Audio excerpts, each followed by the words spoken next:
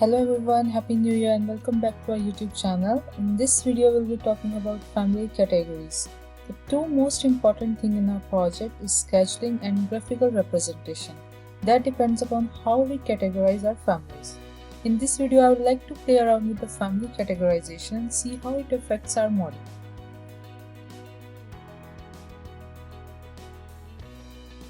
Let's go to the sample furniture family and see how it is categorized.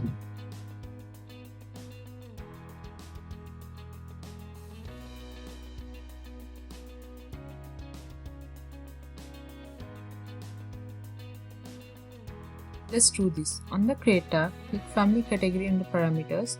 You can see here it's a furniture family.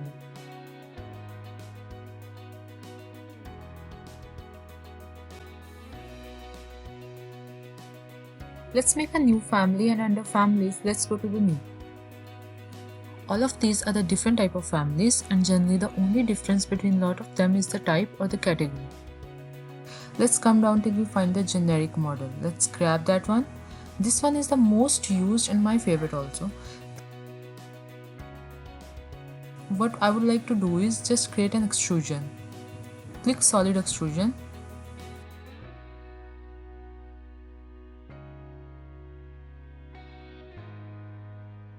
If we go now to the family category and parameters, let's scroll down and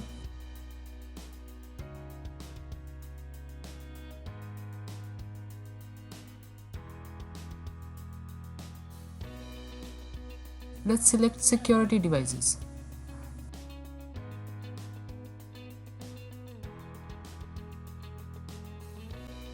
Click OK. Now you can see the category of this family has been changed in the properties panel from a generic model to the security devices.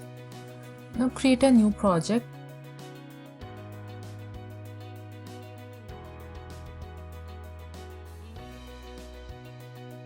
And load this family to that project.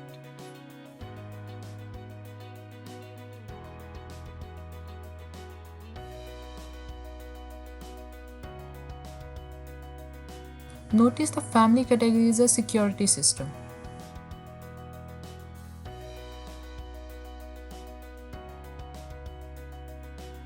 Now click on let's say column. Say security system family isn't showing up here and only column family is showing here. So some categories are going to fit what you want that object to be, or some may not.